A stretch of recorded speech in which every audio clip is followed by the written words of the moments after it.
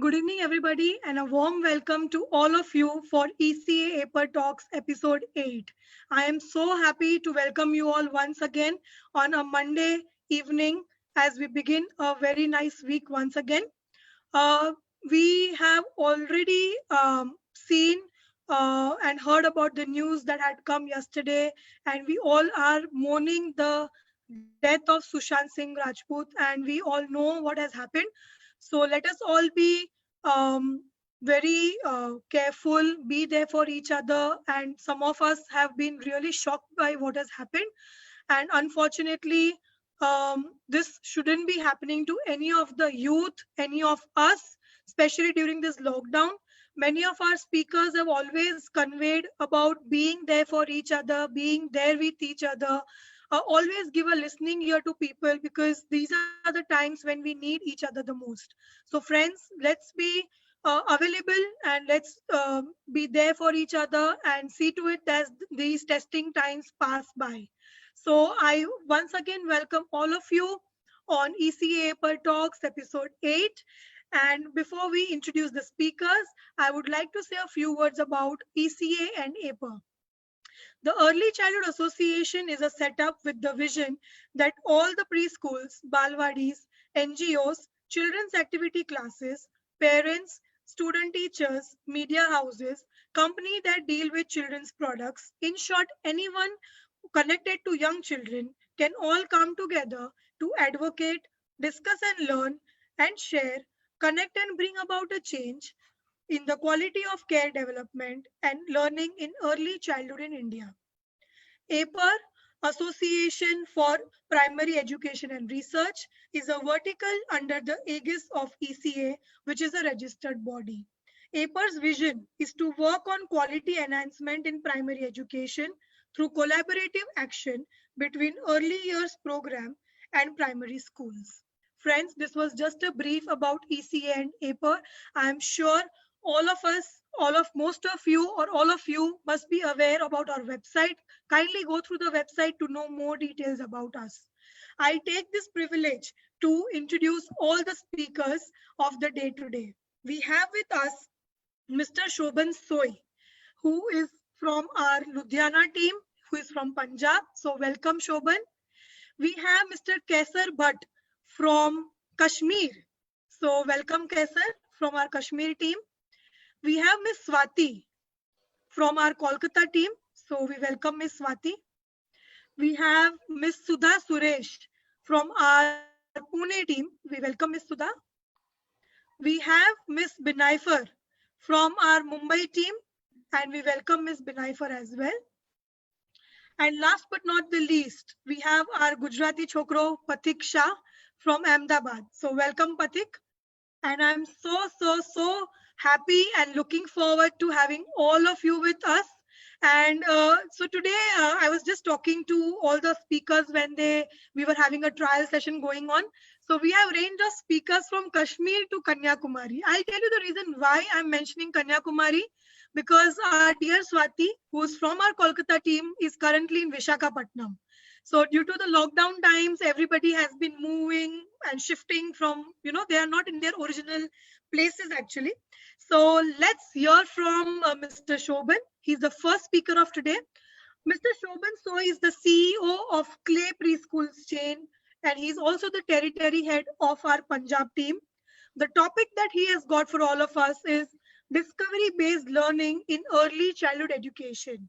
So, Shobhan, everybody is waiting to hear, and over to you. Thank you so much, Mansi, for introducing all of us, and my warm welcome to all the co-panelists for the day.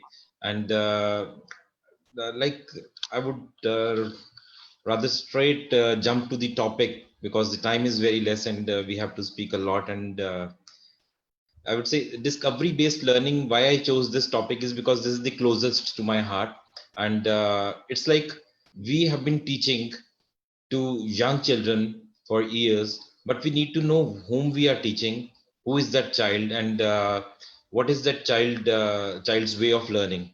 So it's like we need to learn how the children learn. That is what is very, very important. So before I go into the depth of how discovery-based learning works and what all things we should do, I would like to speak like on one thing, that is, let us observe a 6 months old baby. So you would see his natural way of observing things around, and even the parents feel that my child observes a lot and is a very keen observer. So that is natural in every child. And this child starts recognizing his mother, the child starts recognizing his safe zone. He knows whose lap he has to go and whose lap he does not want to go. So the child starts learning about all that. And the moment you call the name of the child would respond to. So you would see that the child, no one is telling the child what it is and how it should be. So the child is automatically discovering the things around him and how he needs to respond to those things. And it is not only with the humans, it is with any creature on the planet, how their natural habitat is and how they should develop. They are naturally developing that way. So there are so many examples you would see around when you see a 6 months or a 1 year old child. Even for a 1 year old child, you would see the child starts holding things, the child starts sitting and crawling and or maybe little walking with the help or without the help, and he would naturally start discovering things. He would naturally start even if I give a current example, children start using mobile phones at the age of 1 year, and you would see them, they are moving their fingers like their parents do. So they start exploring things and they do the same way as they observe people around them. So we basically call it discovery based learning. We do not call it this is not an example of rote learning. This is simply that the children would uh, definitely learn from what they see around them. So I think these examples, they tell us very clearly that the children are natural learners and they don't have to be taught something. So how at the level of preschools, since I master into the preschool learning era, so how at the level of preschools we can use this technology of preschool of discovery based learning. You see, there are different approaches of learning. You can say rote learning or practical learning or experiential learning. We use all that. So but when you listen to any of the experts or you read about any of the experts, maybe Maria Montessori or anything, they always try to give you the examples of where you just give the children what they want to play with, and or you give them the tools that they want to play with or toys that they want to play with and keep observing them. So the children automatically would start learning. The best way to inculcate discovery based learning in the classrooms by the teachers would be like creating a learning environment wherein the child would automatically start learning. You don't have to make them learn or rote learn. For example, we all have learned this rhymes, the poem Twinkle Twinkle Little Star or Old MacDonald or Johnny Johnny Yes Papa. We all know, you have also learned it, I have also learned it. What did we do of this in our lifetime? किसी काम नहीं आई ना वो. So this is very very important to know what the child needs to learn. We don't need to make them rote learn the rhymes. It is simply that they can use the rhymes and the videos for as a tool to learn about the night sky maybe.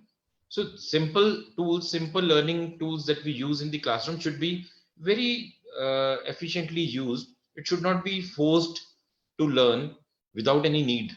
So it should be very very need based learning. For example, it is important to create a learning environment in the classroom. It is important to give them challenges wherein they just keep exploring things. And as educators, as teachers, as mentors, we need to observe them about their learning. It's not that we have to teach them, we just have to observe them by giving them an environment. And these observations need to be recorded. Every observation need to be recorded, and on the basis of what developments are happening in the child, we can see that the child, what the child is learning and what kind of development is happening in the child. And we should acknowledge the child for whatever the child has learned in the day. This helps the child to build the confidence and self trust in whatever he or she has learned today. And they get to know, they acknowledge themselves as well. So you would see there are so many examples we can take up in our natural classrooms. For example, you can say, uh, uh, like for example, you can give the child a lemon to create a lemonade. So it will help them develop all those senses. They would they would even taste it, they would even touch it.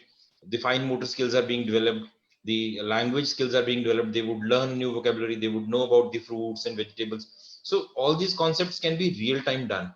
You can give them to make them learn about the uh, maybe shapes. You can give them a chapati to be rolled on and around chapati. Maybe the shape might not be that perfect around for them, but the child can create those chapati. So there are so many examples of giving them the experiential things. Like for example, if they have to learn about the animals, the cows, the buffaloes, we can take them to the nearby gaushalas or places wherever the child can see those animals and really feel them, have that emotional connect with them, emotional balance with them. So all the different aspects of development, let it be the socio-emotional development or the creative development or the language development, can happen with only and only the discovery based learning methodology. We do not need to make them rote learn or make them push learn any subject in at the preschool level, even at the higher levels as well. So we need to understand how it all works. See, our brain has two parts. We call it the left brain and the right brain. We all have heard about it. So the left brain works on the logic and the right brain works on the creativity. We all have read about it and we all know about it, but how to make a balance in both the things? If the child is discovering everything on his own, the right brain is being developed, and the right brain definitely would help the child be more creative. But what happens is, the moment we tell the child, we use the word no. So many times we use at home as well as in the classroom, no, no, Shobhan, you should not do this. So the moment you say no, the child understands that something is wrong that the child has done, and the creativity that the child was exploring stops immediately. So the more and more we use that word, gradually you would see that the child's confidence and creativity starts going low. And that is where the left brain starts developing. You would see in India, we have so many people who are working on the logic based thinking, especially in Asia. That is how, because we are we are manufacturers, we are the people who are into IT. All these logical things that we do in engineering are based on the left brain. But when you talk about designing, when you talk about creativity, you talk about Germany, you talk about Italy, you talk about so many other countries, which is not so much when it comes to India. So our children need to be given a lot of space to learn by themselves, and they should not be forced to learn in a certain way as the classroom environment should be. So our activities should be designed that every child explores it in his own way, because they have their own space, they have their own ideas, and whatever they learn, we should acknowledge whatever development is happening in them. And at the level of classroom, I would say, I'll go very quick at the level of classroom. To develop a discovery based learning pattern in the classroom, you should first start with the 3D learning patterns. 3D learning patterns means you can hold some objects, maybe you can hold some hard fruits or vegetables or shapes or whatever you have to give them the real fruit or real thing that they can use. And from the 3D learning pattern, you can then switch to the 2D learning pattern. What normally we do is we start from the 2D. We start doing on the blackboard or a whiteboard, and we start giving them in the books or shapes or something that is on a 2D platform. But it should always start from a 3D, then 2D, and then you can take it to the stories and the imaginative play and all kinds of imaginative learning, storytelling, and all. So all these tools and techniques and the setup of the classroom and the environment of the classroom will help the child learn with the discovery based learning methodology. So you can create n number of creative ideas, and the teachers can create their own very creative ideas, focusing on that it should nurture the inquisitiveness and the creativity of the child, and the right brain of the child needs to be developed as a muscle. So I would also like to mention that we have multiple intelligences in the brain.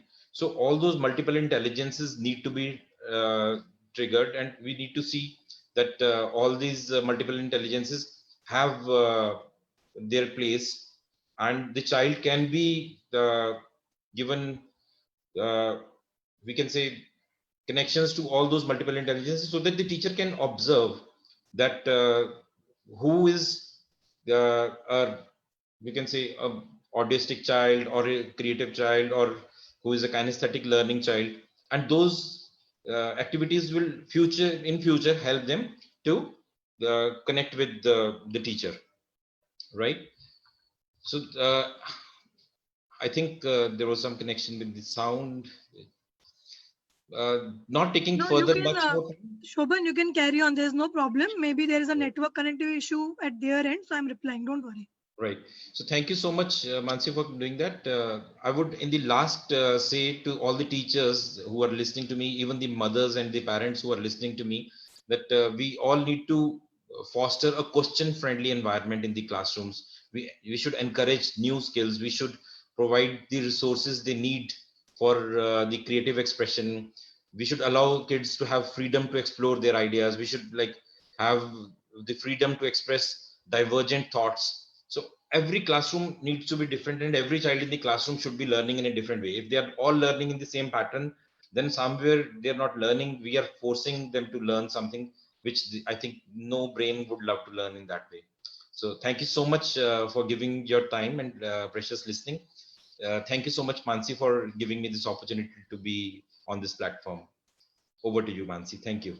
Thank you so much, Shobhan. It was very interesting to hear you. So let me tell everybody, I have three of my most favorite men in ECC on this panel today.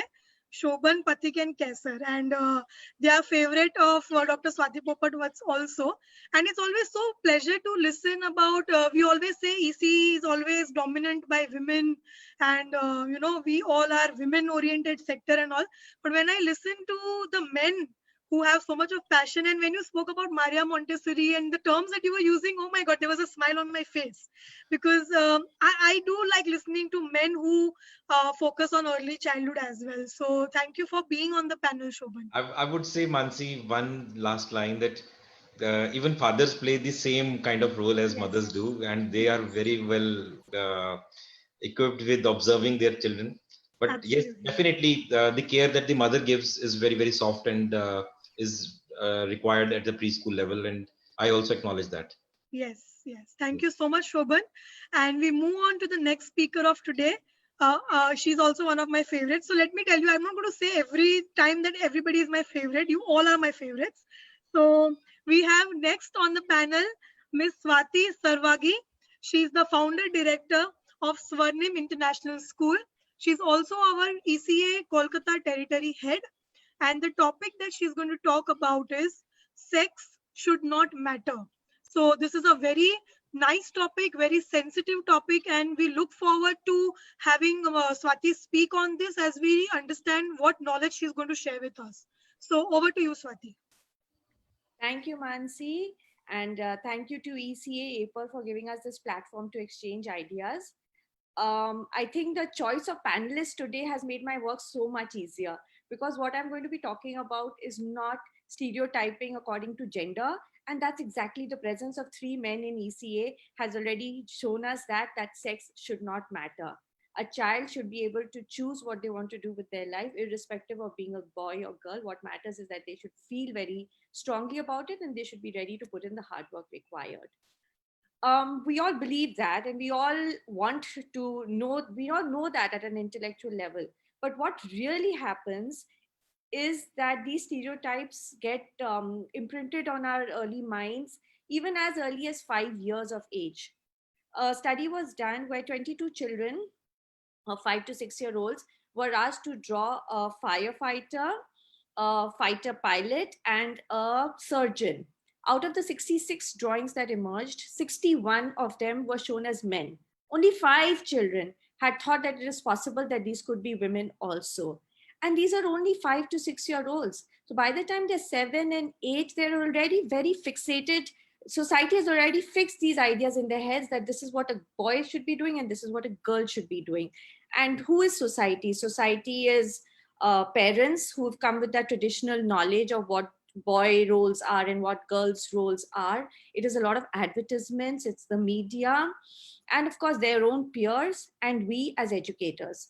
So here let's talk about how we can be a little more sensitive, a little more aware of how we are also embedding this bias in our children as we teach them, of course from a place of not being, aware enough. So how many of us here are guilty of using the word, oh, you're looking so sweet, when we're talking to a girl, or that's such a pretty dress that you're wearing. And when we're talking to a boy, we automatically tend to say, yo, man, macho guy, strong boy. So already we are putting in their minds the idea that a girl has to be sweet, pleasing, submissive, meek. For us to, and for a boy, we tend to appreciate the qualities of being strong, and we tend to appreciate things that he's done. You can run so fast, or you can write so neatly. So, and this here is a big gap that we need to address. Also, the books that we give to our children, fathers are generally shown doing work or teaching children with computers, or sitting on a table and waiting for the food, while the mother is shown cooking and the mother is shown bringing, serving. These are all images that are there in our books, and these are things that we can talk about, and we can also bring to the child's thing that there could be a role reversal here. It doesn't necessarily have to stick to this particular format. What about our nursery rhymes? We talk about Jack and Jill fell down the hill, and Jack and Jill went up the hill to fetch a pail of water. Jack fell down and broke his crown, and Jill came tumbling after. Why does Jill have to come tumbling after? Why can't she take charge? Why can't she help Jack get up? Why does she be in this role of being totally helpless? What about the nursery rhyme when we talk about Polly put the kettle on? Why does Polly have to put the kettle? All domestic chores are just assigned to Polly. Why not Peter put the kettle on? What about Mary had a little lamb? Its fleece was white as snow. Everywhere that Mary went, the lamb was sure to go. There is this distinct comparison between Mary and the lamb, where she is brought out for being her meek, submissive thing, which is qualities of the lamb, even maybe the appearance, so to say. It looks innocent enough, but then these innocent ideas are planted in children's mind when they're so tiny. And linguistic development leads to cognitive development. Linguistic development leads to cognitive development. What we think is what we become. So that is why we have to be very careful on what exactly we are imparting to our children. Boys are given toys like construction and technology, fighting and conquering. Children are given toys like cooking or dolls or things to look after, which are all to nurture their caring side, which is absolutely fine. But as we just said, fathers are also play a very important role. So why isn't the boy allowed to express his caring side as well? We're not being fair either to the boy or to the girl if we just straight line them. And most of the time we do it without even realizing that we are doing it. So the first thing is to be aware of our own bias, that is there a particular way I talk to a boy? Is it different to the way I talk to a girl? My language, my tone of voice. And what about my classroom? When we all go back to our rooms, it would be nice to do like a gender audit to see that am I just putting up leaders of men, men in leadership positions, or do I also have women in powerful positions placed out there to inspire my young ones that they too can be whatever they would like to be? So that is some of the things that I would like to talk about. Of course, being a role model is most important. If a woman likes carpentry, if a woman teacher, mother, she should talk about her own hobbies, and she should allow the children to feel that they too can do it. And likewise for the man, if he enjoys cooking, he should share his recipes and tell his students about that. We should encourage them to play with neutral toys, which are not gender specific, which are not color specific. And we all know that actions speak louder than words.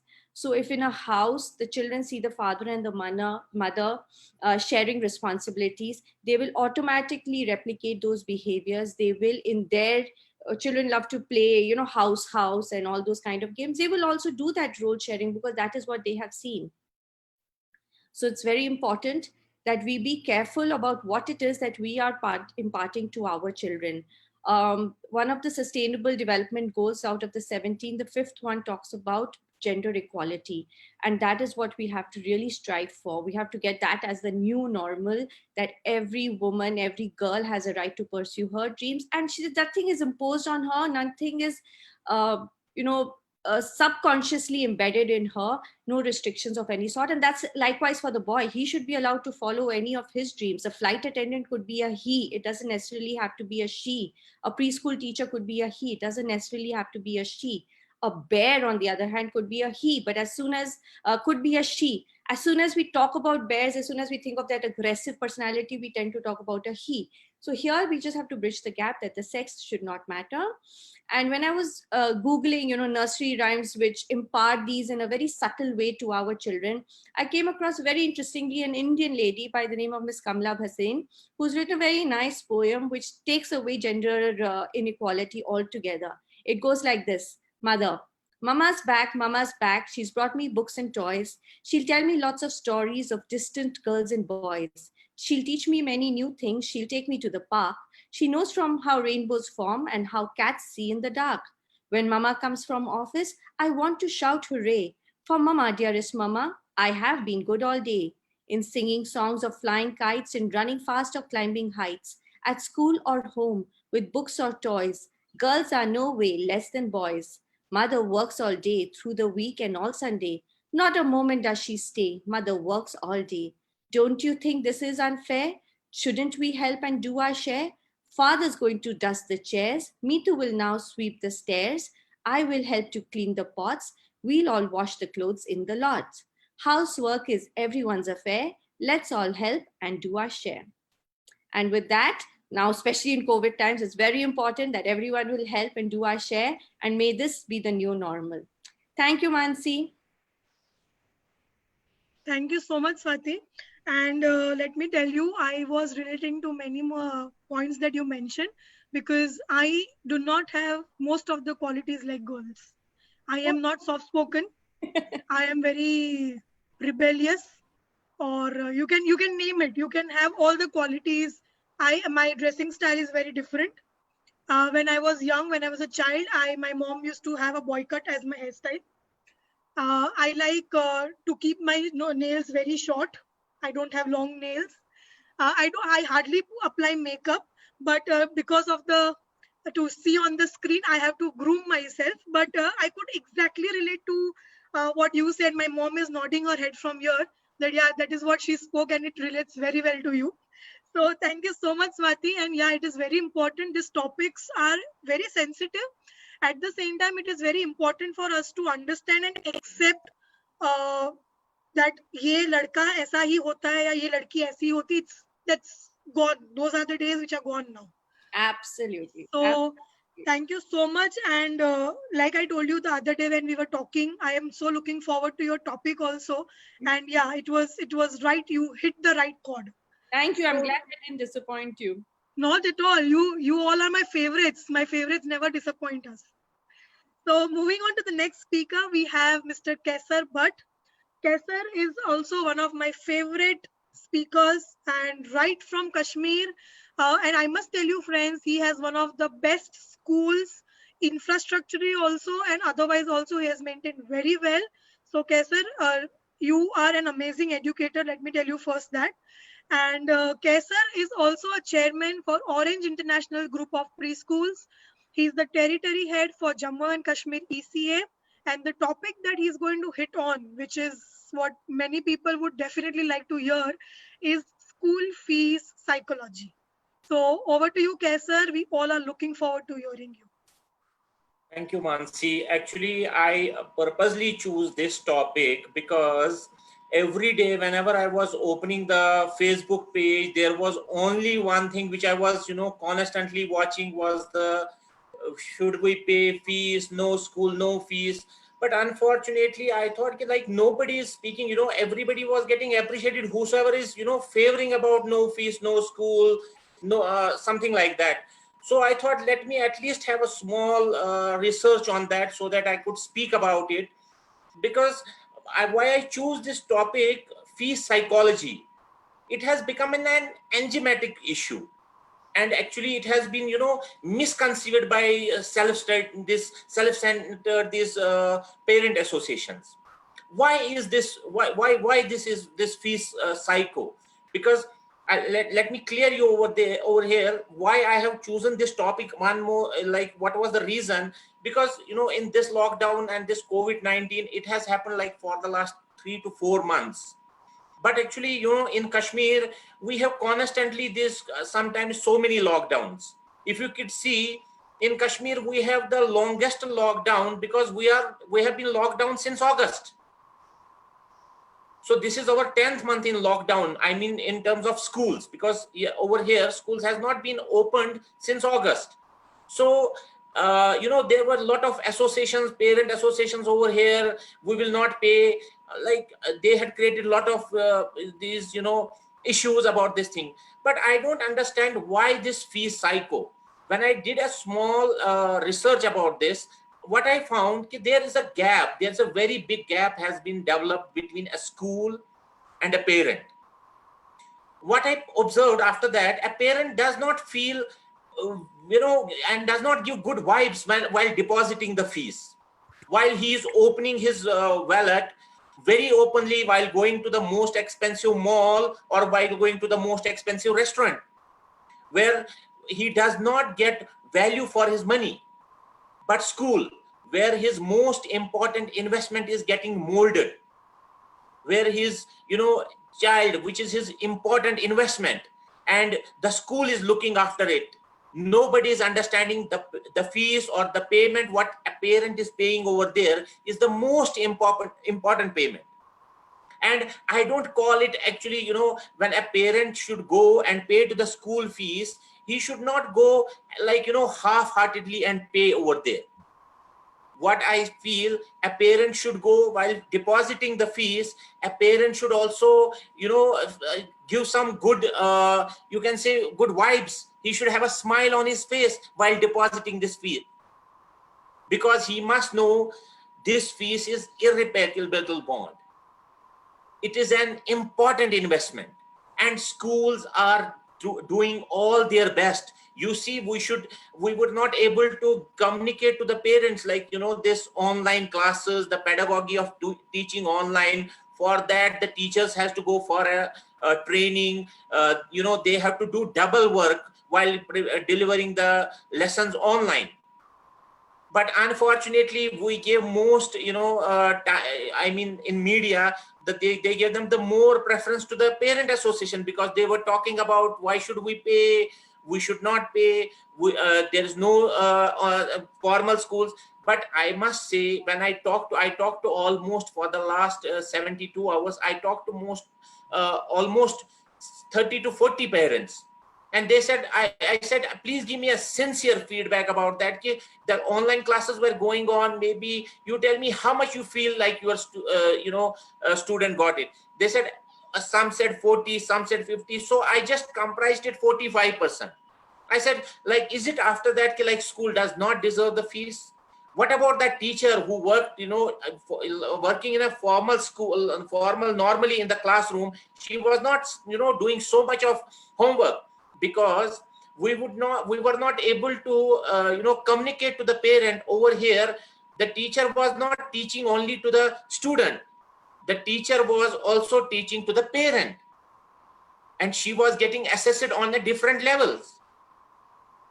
So what I feel actually, a school has to fill up that gap which has been created between a parent and a school. We should actually, we should call the parents. We should have some meetings related to that psycho only. Why, while depositing the fees, why you are so disheartening? Why every time if you are going for a uniform, why you are looking for a cheapest white color shirt? Why you are not looking for a color plus? Because I just want to share this thing also over here. While going for a uniform, if a school uniform is white shirt or normal gray color shirt or gray color sweater, they are looking for the cheapest one. While if their auntie or uncle has to get married, they are looking for very branded, which has to be wear only 2 or 3 occasions, while the uniform has to be wear for 226 days. It should be the best quality. It should be the best brand should be in the pants, in the shirts. But school has never been able to communicate to the students or to the parents uniform is actually what will groom your child. How good and what best quality it should be there. But rather than that, we are finding out wherever we'll get the cheapest white shirt, we'll buy there. Wherever we'll buy the cheapest gray color sweater, while as we will be having a normal t-shirt writing tomato or XYZ just to have to wear on the marriage ceremony, and after that, after the school, we buy it 4 times more than that. So what I observed after that, we need to have a good connection with the parents. We need to explain to them like, this is not the payment you are throwing somewhere. This is the important investment which you are investing. And you should understand this, like everybody, my other friends over there, this Swati ma'am, yeah, Shobhan was talking about this. If we implement this, it all needs money, because government schools or government is not giving any sort of concessions to any of our teaching this teacher trainings, or getting the good this equipments and tables and chairs. All that we're trying to give the best, but it all comes for a cost. We have to discuss, we have to inform, we have to fill up that gap. And I just want, like, because I just mostly want to address this my small session to the parents. Please try to understand, every school does not stand in like loot and all that. It is most of the schools who are trying to upgrade their teaching pedagogy. If you are paying X amount, you are definitely getting X plus out of that. But unfortunately, there are some, like, they have that obsession to become a leader, and this is the easiest way to become the leader, because you have to create an association and you have to speak about the school. You will become a leader very fast. So that is why I just want to tell to the parents, please do not fall all this useless praise. Please talk to the school. Yes, definitely there's a lockdown. Even we have bigger lockdown, but there are so many schools over here. Even my school also, we definitely analyze the genuine parents. We do consider, and even other schools also. Even ECA has written a letter. ECA, Swati ma'am has spoken about this on the public domain. If there would be genuine parents, even any of the school, they will be taken care of that. But unnecessarily creating that this is, schools are not unions where you could do all the dharnas and all that. This is what actually was my topic to communicate to the parents, because this was really disheartening, because education is something like very pious thing, and unfortunately we have these associations and this unethical ways of expressing their anger and all that has really disheartened it. So that's why, like, simultaneously I request to the schools also, please talk to the parents individually, discuss with them in detail, so that this because it's actually, I have seen, but while this I was just collecting some of the information about this topic. I talked to some of the small kids who were in class 2, class 3. They also have a bad impact about these things. What are we going up to? So I just want, like, that was particularly this reason, because out of this, like, at least somebody should speak about this. This is not something like, peace is not something like which you are throwing. This is the pious payment which you are investing in, a pious for your this important investment for your child. Thank you, one. Thank you so much, Kaisa. It was a very deep topic, I must say, because we are always in our comfort zone and we never want to touch upon the topic which have controversies. But it is very important. I just want to complete a line. I forgot. Sure. Actually, the thing is, like, what I observed, when these things get arised, these parent associations and all that, what becomes, problematic, the school is not reacting immediately. And the parents are getting that impression, like, yes, school has remained quiet, so that means there is something wrong in that. So, like, we should be vocal during that time, because this is, like, definitely we are not doing anything wrong. If any of the schools, like, if any of the school will they will visit, definitely there is not something that a parent has paid 100 rupees and 90 rupees the management has taken to the home. So I just want, like, schools also should be vocal. They should react to that, because I have seen there are most of the people who want to be the leaders, like self-centered leaders. They are taking undue advantage of this silence. Thank you, Sapansi. Yes, I completely agree with you. I'm sure all the panelists also would be in favor of what you are saying, because this is, as I told you, it's a very a topic that people don't like talking about, but we need to be talking about these certain things that are very important. And that is the whole idea of what ECA APER talks. We want to bring out the topics which are away from the comfort zone, wherein people would like to come up and speak their heart out what they are facing. So thank you so much, Mr. Kaisa. It was indeed a very enlightening topic and speech. we move on to the next speaker. We have Ms. Binayfar Choga. Ms. Binayfar is the principal for Udyachal Pre-Primary and Primary Schools. She is also the APAR executive member for the National Committee. And I must say something about Binayfar ma'am. I have visited her schools when I was a student myself in my college. So we had our internships which were going on, and I had seen Binayfar ma'am quite few years back. And then when I saw her coming as a part of APAR team, I was very excited to have her as a part of APAR team.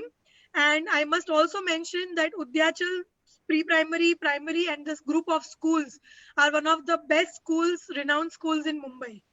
So, ma'am, we are very happy and honored to have you with us. And ma'am is going to talk upon the topic of school ethos. That's a very needed topic, and to hear from the principal, it's commendable. So, ma'am, over to you. Thank you, Mansi, for your kind words. Good evening. It's a pleasure to be on this webinar and to be communicating with you. I wish I could do an energizer with all of you after three people speaking and me being the fourth, but I don't have the luxury of time and I have to dive straight in. So I'll start with the topic, school ethos, and I chose it because it goes beyond the lockdown period. And what is it that it means to me? School ethos is the school character or the school climate, and something that makes a school go from good to great or fantastic or terrific. So what is it that these good schools really need to have? That is what is the center, that is what the talk is going to center on. And really the size of the school does not matter, the setting does not matter, whether it's rural or urban. And you can find tons of material on this on the internet. But what I have decided to speak is what made a difference to me, my school, and is likely to help you as well. And for the matter of convenience, I've just divided into three stakeholders: the children, the parents, and the teachers. So I'll take them in little chunks and give you whatever I feel about this topic.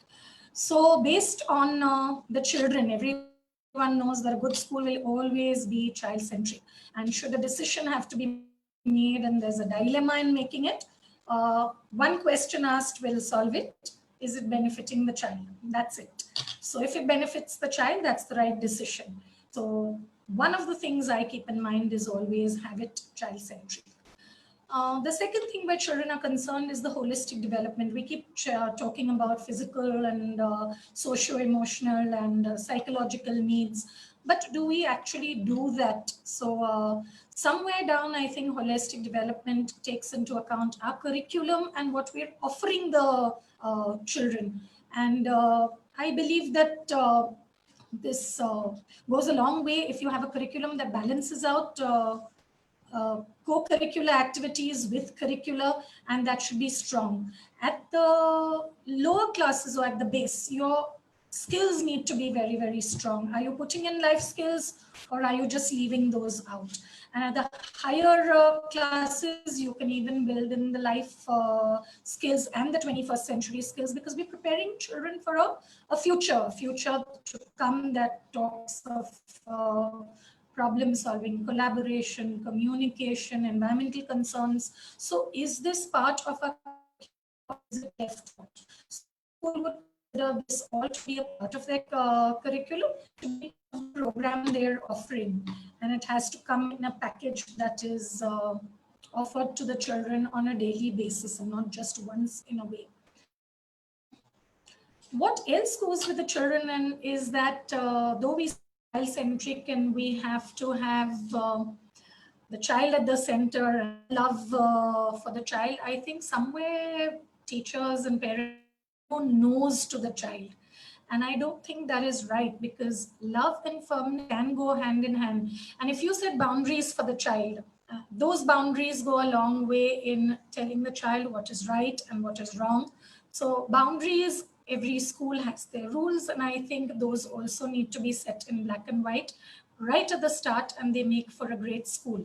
It doesn't matter that the school has to say a no once in a while. I think that is relevant and it is very necessary. All the three domains that we talk about, the knowledge domain has to be there, the skills domain has to be there, but there is also the attitudes domain, and this is addressed by the school having a very strong value system. So if you as a school have set your values in place, I don't think anybody can shake them. Moving from children to moving to teachers, which is your core or your central or the mainstay of the organization. The first thing that I would say works for a school is the teamwork. It's not I, it is we. So we and not I makes a great team effort for the school to be a good school. And I think I'm very justly proud of my team and how they have all come together in the lockdown. I have never seen them work so cohesively, so sharing ideas and helping each other out, and new leaders emerging, because I may not be the tech savvy person. Some of them are. I think that calls for one of the reasons of good to great school, the team effort. The second thing in the teachers is that while there is a team effort, there is a vision or a mission towards which we are moving. And if we're moving towards that vision, it must be all together. It can't be in different directions. You may not necessarily agree with decisions. The teachers don't always have to be agreeable to the decisions that are taken. But once the decisions are made, I think we must be acquiesced to those decisions and make them your own, because there's no two ways about it. A team pulled in different directions, the school is never going to progress. So that is my second view of teachers. The third is them being learners at all times. If they are in this learning mode and able to, say, okay, I'm still learning and I'm going to update myself, I think that's the best thing to do, because today children are overtaking us in leaps and bounds. I'm not saying that we have to keep up, but at least we have to be up to date with our knowledge and not give them wrong information, because today the internet is open. Everyone gets information from there. The next thing I would like to say about teachers is using positive language. It's very easy. Instead of don't run, we just say, let us walk. Instead of saying, how can you talk like this? Let's use kind words. So it's very easy, but it's a habit you have to develop, because we're so used to saying, keep quiet. And to develop this habit takes a long time, but it's small baby steps to be taken one at a time. And it can be done. Also, walk the talk. If you want your children to be social, you can't not have them working in teams and sharing their toys and playing with each other and talking and discussing before answers are given. If you want them to be physically active, you can't say, don't move, sit on the chair. So you have to walk the talk. You have certain expectations where the school is going, but that is where you have to take the class and the children with you. I think leadership matters a great deal also. And everything in school ethos is top down. So from the trustees to the management, to the principal, to the teachers, all of us are role models for the school, and everything centers around us. I am very fortunate and blessed to have trustees and a management which is so supportive, and that itself is like a huge step ahead for the progress of the school. Now let me quickly jump to the parents. Parents are our partners, and I want to share with you an analogy that was shared to me by Mr. Khatri, a life coach, and he gave this in terms of a bank. Just as we cannot make a withdrawal without deposit, we can't take out money, right, without putting something back. Similarly, in relationships, it matters how much you give to a relationship before you make a withdrawal or something like a mistake. Marriage is a good example, because in a marriage, both the spouses have to build up a trust a trust bank, and then can they make a withdrawal. And if there is a small mistake, it is forgiven because the trust is so great by them. So the deposits have to be more than the withdrawals. Similarly with parents, I think your deposits have to be greater than withdrawals. You expect so much from the parents, but you have to give that much more as well. And when there is that trust and security, the parents feel very secure with the school, that their children are secure, they are in a safe zone. I think you're going to get there and get the best out of them. So having done children and teachers and parents, I go to my very favorite adage. I'm very fond of speaking about the head, hands, and heart. And I think that is what I've covered in this talk. The head is your content, the relevant curriculum you're offering. The hands are your skills that you are making sure are part of your teaching learning process.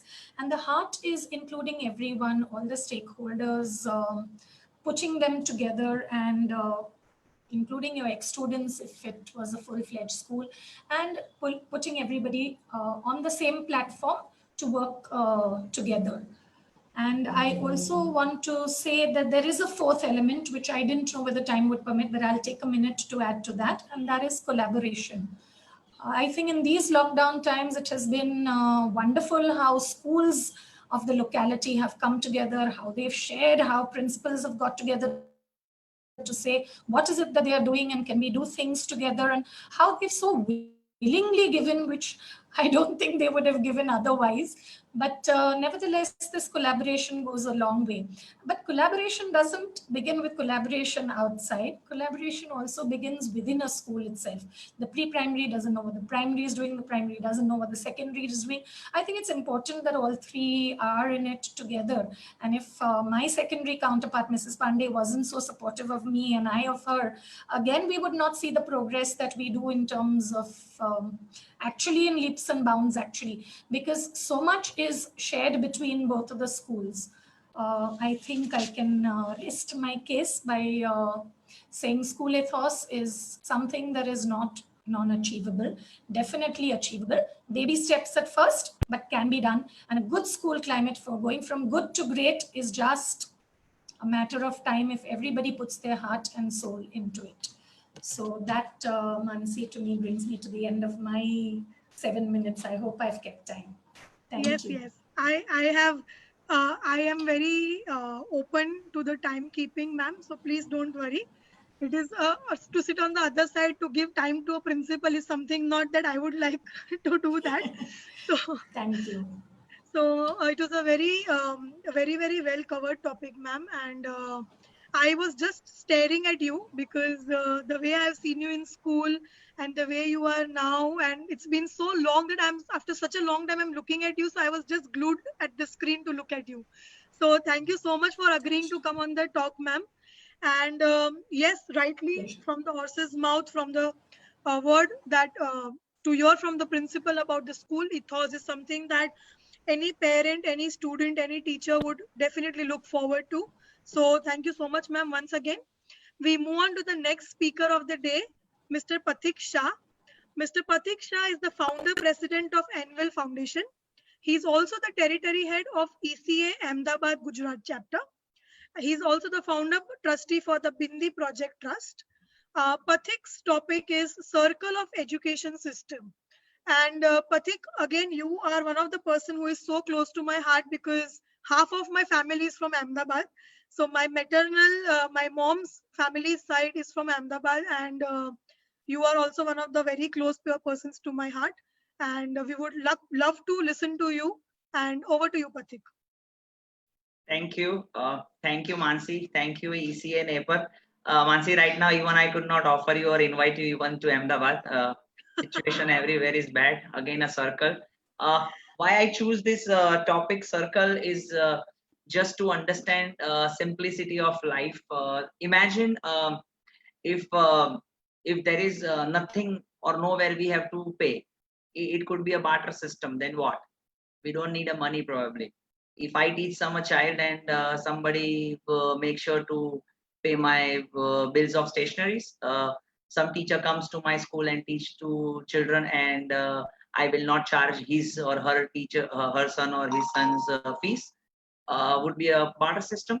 Then again, it's a circle. So what is the circle of education system? When I was a small, I ran to my father and said, Daddy, Daddy, there is lots of rats in our house. What to do? Daddy said, don't worry. Um, Cats will eat the mouse. Then, Daddy, there will be lots of cats in the house. Daddy said, again, don't worry. There will be dogs who will eat the cats. So again, a circle.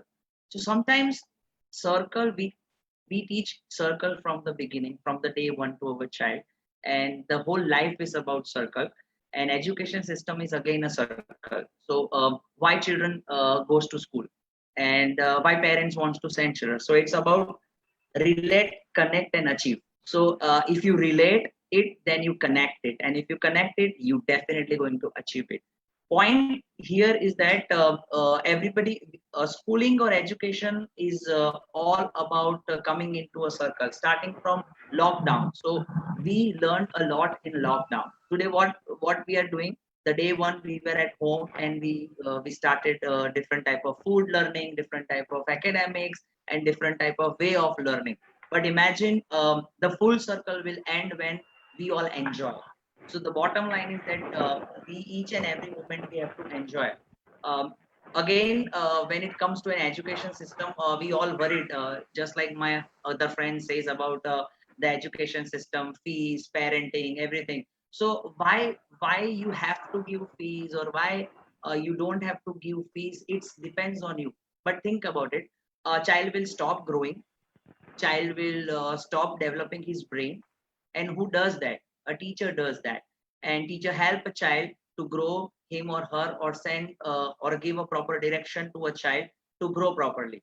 And then who send children to school? Parents. So parents needs to make sure that child goes to school. Teacher needs to assure it to parents that we'll make sure we give our best shots and give the best outcome in your child, to assure the best outcome. And then the next comes to the fees. We have to pay the fees to schools. Then teachers can survive. If teachers can survive, they can go to school and give their better things. If we can't give fees, the circle will stop. If we can't feed to our children, then again the circle will stop. So everything is round and round, circle and circle. So please do not break this change. If you break this change, there is no point. Someone has recently asked the question that can any panelist give an answer that a few months after or 6 months after school will open, and if the school will open, a parent will ready to send the children to school? My dear friend, it's no one knows this. Have you ever been? Yesterday there was an earthquake in Ahmedabad, and people were confused how to run out. First we take a mask and go out, or just run out.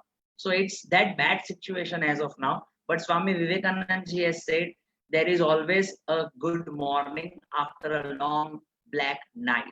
So we all need to understand that this is a black night going on, and we soon will come out. The circle will shine again. When the night comes, the moon comes out, and when the day begins, the sun comes out. So again, they circle and circle on each around. So it is very important for us as a human to maintain a circle. As a teachers, we need to make sure whether we'll be paid from the school or whether parents have paid the fees. We need to do our job. What is our job? To educate children. It is not necessary that we go to their home or they come to our school, then and only we can teach. We can do lots of online learnings. We can do lots of things at home, and giving lots of ideas and giving lots of compliments to each other, and our children will grow fast better. We have directions, we can have ways, and we can deal with this. Forget about the money. You are passionate for teaching, so just make sure you teach, better teach, and best teach. So money will come automatically, and that's the way the circle goes in. So it is, again, you need to understand as a parent that if you don't send a child, as a preschool, we have lots of problem. I run a preschool in Ahmedabad, and we do lots of programs also. And major question comes in, screen ke samne बैठता ही नहीं है. He doesn't like to sit in front of screen. Many of us have the same problem. But what we do? Shall we stop? We don't leave our efforts. We will do our 200% effort. Why we cannot make our learning as friendly as that gadget? A child loves to watch a gadget or any cartoon movies because it has lots of animation, it has lots of color, and it has lots of stories to tell. So why we can't make our program in a way that will give that fulfillment to a child and complete the circle of his own learning. So learning is within. You cannot teach a child. Child will learn by him or herself by his own. It's you who are a facilitator or you who are a guide who will help them out to teach or learn better. Our job is to make sure to keep that enthusiasm going. Our job is to make sure that what you call enthusiasm, that to do thing needs to be there. Their curiosity need to be developed properly, and that's where we can say relate, connect, and achieve. If they relate it, they will connect, and if they connect it, they will achieve. That's how I believe Mansi as a circle of education system, that if we keep on going, it will be more easy for all of us to run the show, and we all will come out from whatever we are facing at the moment, and everybody is in a problem, and that problem will sort it out with our calmness and understanding the circle of the life. Thank you, Mansi. Thank you so much, Patik. It was indeed a very nice and interesting topic. With your circle of education system, I went into the circle of life. Because Yes, that's how it connects. what is happening right now and where we are heading and what is going on is something making us, all of us, think, where are we heading and what is life going to bring and show to us. So that led me to that topic altogether. So thank you so much, Patik. It was pleasure listening to you. Thank you so much for coming on the show as well. Thank We you. move on to the next speaker, last but not the least. For me, last is always the best. Ms. Sudha Suresh. Sudha Suresh is the master trainer for global programs. She is the COO for Fast Track Kids India. She is also the territory head of APER PCMC, which is the Pune committee that we have for APER. And I must share with all of you, few minutes back before starting the show, we had a eureka moment. And I got to know that Sudha ma'am and I are from the same location, staying nearby, like almost few buildings away, but we never knew that. So it was a very eureka moment and we just had a smile on our face. So it was just a coincidence. So today Sudha ma'am is going to talk about the learning evolution. So ma'am, over to you, and we look forward to listening to you. Again, it's a circle, Mansi. Circle, exactly. That's what I was coming to. The entire connection, all the topics, and the today's session is different from all the other sessions, I must say. So over to you, Sudha ma'am. So much, Mansi. If you see, like you rightly said, that it's a blended one today's session, where I think all of us have the same ethos here. When I felt man started with the ethos of the school. Thank you so much. And of course, thank you, APER and ECA, for giving me this platform to talk about something that is very, I would say, close to my heart. The reason being there has been a great learning evolution within my journey as an educationist. So that's the topic that I chose today. The learning evolution is all about how we have changed the education slowly, the way we are imparting the education or the so-called learning methodology to the children. How have we moved ahead? So let me just take you through this session on the learning evolution or the revolution that you can talk about. So when we talk about evolution is the essence of life. Like Patrick just said, it's a circle, right? It's the essence of life. I would say evolution is an essence of life. And learning is nothing but an integral part of life. The day we stop learning, we stop living. So somewhere we know that there is a connection between evolution and learning, because that's the only essence of life. That's the reason why we all live. When we talk about evolution and learning, it's just not about bringing a technological change in learning into the classroom, but also embracing the social shift that we talk about, a social shift in the way we think about and relate to the world, relate to the people. Like if you go back to the 20th century, the education emphasized on only 2 C's. I always talk about it in numbers because there were only 2 C's, compliance and conformity as against creativity. And these 2 C's were enough to get a good professional corporate environment or a job for decades to be together. And you could be rest assured that you have a life and you retire, and that's how your life is planned out. But given the challenge that we face today, education doesn't need to be reformed. It actually needs to evolve and be transformed. Right. So we have come a long way, of course. We have to go back to what education was initially. It was an industrial model of education, which was very linear in pattern, and moving ahead to today's education system. Somewhere we can say that it is based on the principle of agriculture, where we are talking about being farmers who are sowing the seeds, trying to nurture the environment, trying to nurture the conditions under which these little children will flourish tomorrow. But having said that, today we are facing a major climate crisis, not a climate crisis, rather a natural resource crisis, where education system has to be broken down. The model has to be broken down. We have to transform it. It's a great new evolution in learning that we are looking at. From the very old standardized to school, where everything was pre-planned and everything was structured in a pattern, to a more personalized learning where each and every child will matter. That's again going back to my journey, where I got the opportunity to work with the primary level, the secondary level, and the homeschooling projects, where the personalized learning did make a difference with the child's skill development. And why do we need to do that today? Why do we really need to shift from the industrial mode to the agriculture mode, or to the more personalized one, or to really work upon the skill set? Why is there so much of a need? If I could quickly ask you a question, how many of us, about 25, wear a wristwatch? I'm sure all of us would immediately answer, yes, of course, we all wear a wristwatch, yes? We were in a pre-digital era, where for us, if we needed to see the time, we needed something to see the time. We could not think of anything else. But if you ask a teenager today, she would just say, it's a single function device. I can see the time everywhere. Why do I actually need a wristwatch?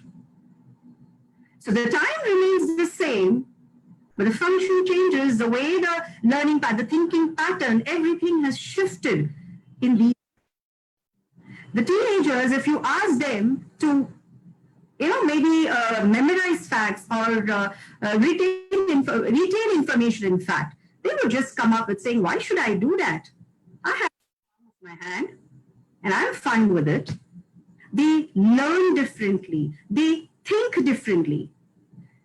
Like someone has said, the more the world becomes complex, the more creative we need to become. And even so for educators, we need to become creative every step. Like, because we are seeing the ideas of success has changed, but the education system has not yet adjusted well to the goals. We need to customize it. Today, COVID-19, I think, is a blessing, is a boon in disguise for all of us educationists. For us, it's an unlearning, relearning process. Many of us have given our time, have put in our thoughts, our mind to bring about a radical shift, to bring about major changes in the education system. And this being possible because we had to. There was no other go. There was no other option. This was the only option to survive, I would say. So when there was only one option to survive, all of us put our thinking hats. I think all of us have become more creative. And we are looking at how do we really transform this education system? How do we really evolve this education system?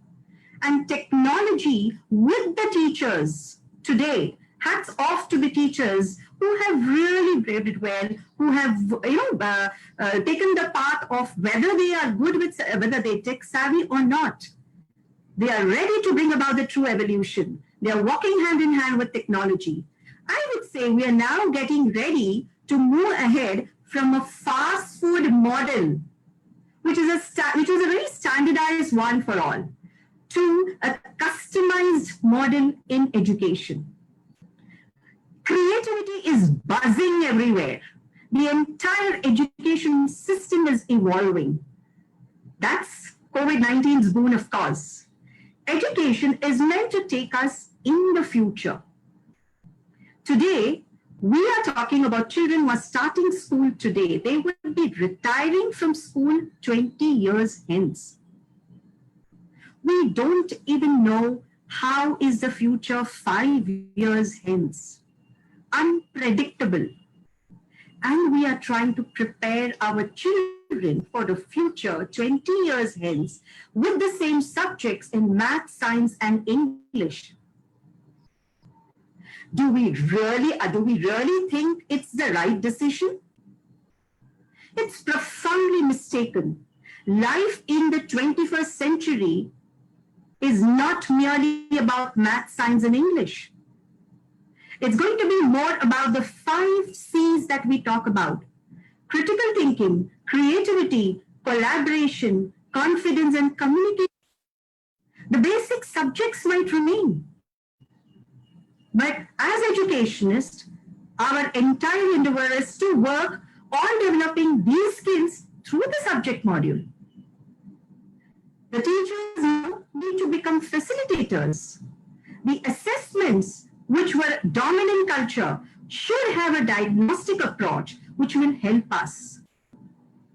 Like Ken Robinson always quotes, creativity is now as important to education as literacy. How do we bring about this learning evolution? I'm sure all of us are working towards it, and all of us educators have real fantastic ideas to bring about this evolution. Some ideas which I would love to share here. The first one being, let's start building divergent thinking. Our children tend to use convergent thinking, which means they are very fine to answer the basic questions. They are very happy.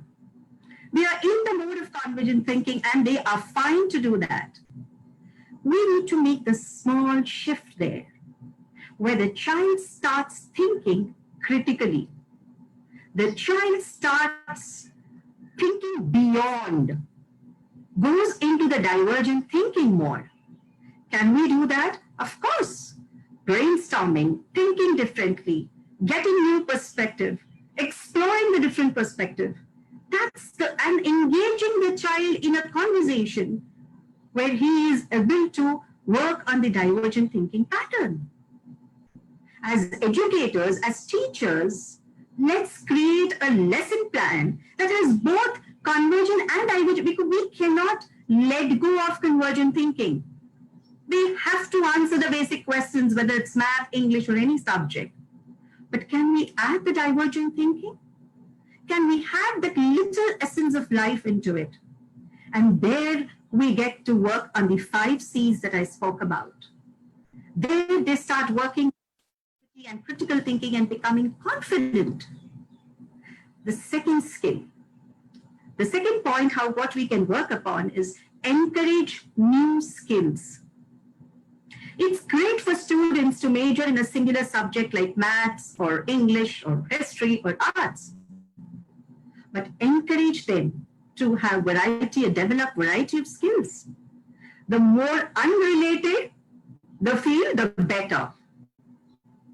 In fact, future scientists should be taking a coding lesson, a painting lesson, a music lesson, or just be on the field playing hockey.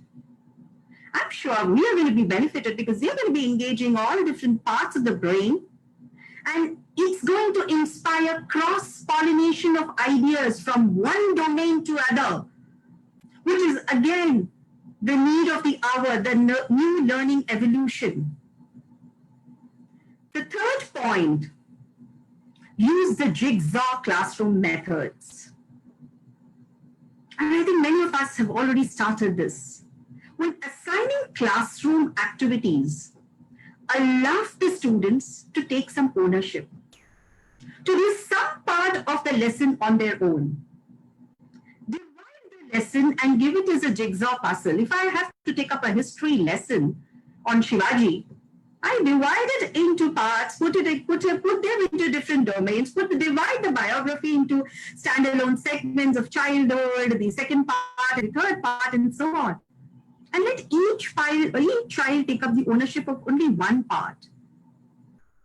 Once they research, once they study, they come back, and all of them together work on the jigsaw puzzle, complete it by putting in their presentations. Assess them with a quiz.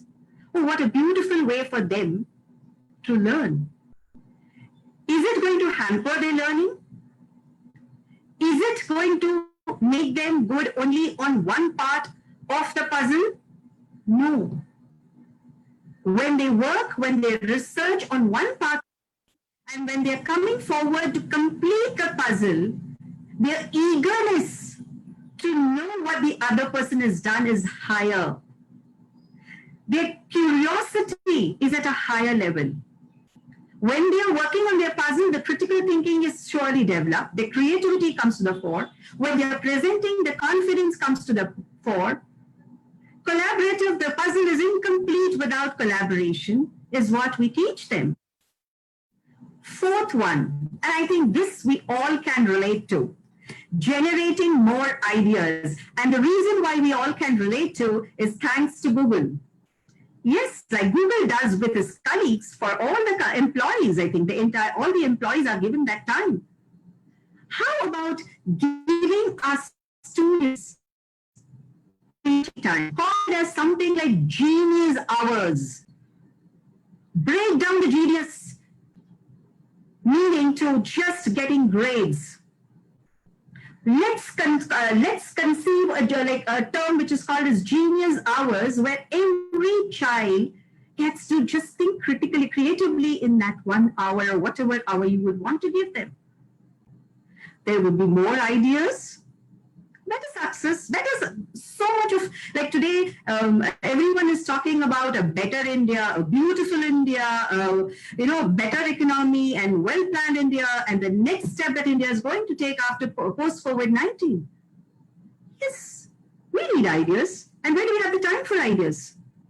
Slot the genius hour section for them. You will see that, as Edison has said, this genius is 1% of inspiration and 99% perspiration. You will actually see our children giving us such fabulous ideas, creative ideas. Picasso masterpieces didn't come instantly. We all know 1,200 painting, 1,000 sculptures, 2,400 ceramics, and some of the paintings became viral. So we all need those ideas, those genius hours in the child's life. And that will bring a learning revolution. Point number 5, flipped classrooms. What a beautiful way. Students, suppose they can read, research, and do it as a homework before they actually attend the class. I have a math class today, or I have a science class today. I come into the class clueless, waiting for the teacher to give me all the answers, to give me all the explanation. I'm being there as a convergent thinker where I might answer some of the questions, but I'm not fully aware because I'm not participative. Imagine the flipped classroom where the child prepares for the class. Like a teacher prepares for the class, the child too prepares for the class. He's all set. He's researched, he's done his homework, and he's all ready with his questions.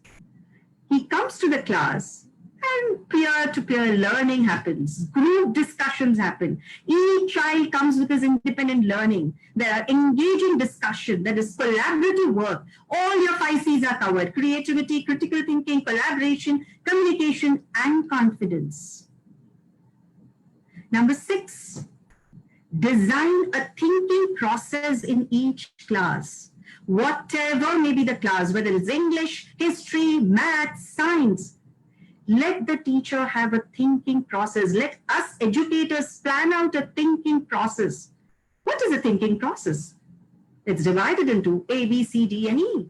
Discovery, interpretation, ideation, experimentation, evolution. If we have these 5 steps in each and every class, learning evolution has happened. A discovery, a simple question. I have a challenge in this lesson. How do I approach it? If the child is able to approach a challenge given in whatever class he is into the discovery model. I learned something. How do I interpret it?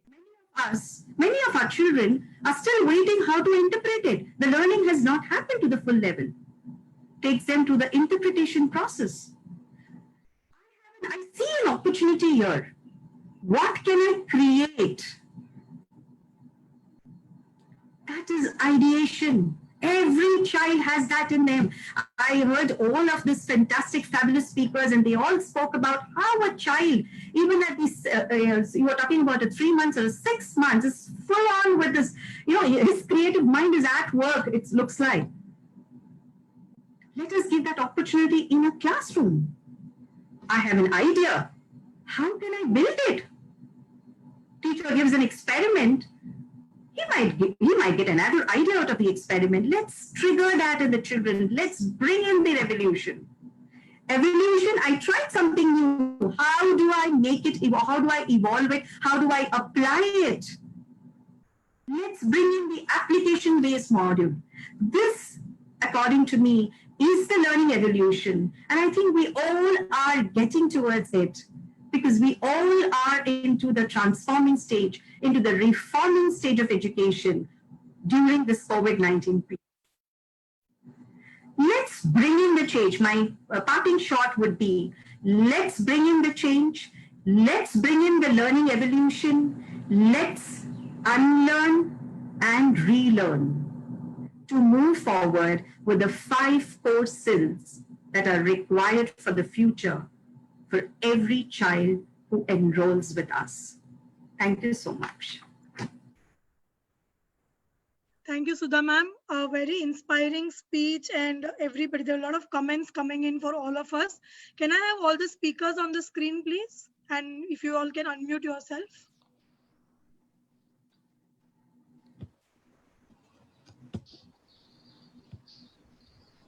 So here we have the panel once again on the screen, all the star-studded speakers that we had for today.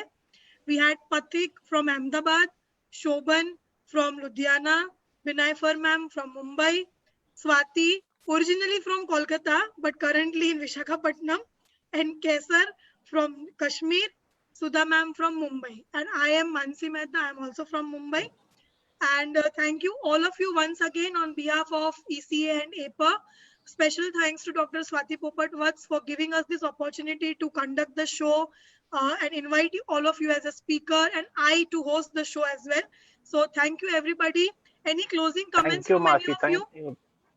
Thank you so much, Mansi, and thank you, Dr. Swati Popat-Vats and all the co-panelists who have shared and enlightened all of us. And definitely it's going to help in a better way into implementation of learning for the children. And thanks to Mansi for always being the backbone of the whole system of ECA.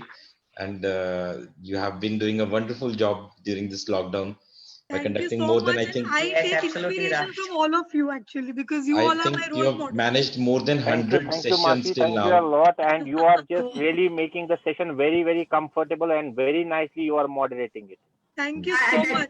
Yes, Mansi. Mansi, I think you're giving a platform for us educators to really voice out and share our. I think we never had this before. So thank you so much, and you're doing a wonderful job with making us comfortable. That's one thing which is needed when you're in a webinar. You want a person who understands it well. And yeah, that's the whole aim basically. Yeah. Thank you, Mansi. Thank you. And especially message to all the listeners who are whether teachers, who are whether owners, everybody, please believe in yourself. It is not easy to achieve anything. Whatever you are doing is absolutely great and right. There is no right and there is no wrong. So please be relaxed. हम लोगों ने आज कुछ भी बोला, आपसे कुछ होता है नहीं होता है, just be relaxed. Keep believing in yourself. Give lots of love to your children, and they will blossomly nice and beautifully. Just don't worry. Mansi, once again, thank you to ECA and APER family. It's been wonderful connecting across the country like this. It's an amazing fraternity we are growing up together. Thank you so much, all the educators, for coming in and sharing your views. And it's wonderful to exchange the views. Thanks, Mansi. It's without you and ECA APER doesn't work. Not at all. Thank you. Thank you so much. Pleasure having all of you. Yeah, thank you. Thank you. Thank you. We end the session now. Bye, ma'am. Thank you. Thank you. Thank you.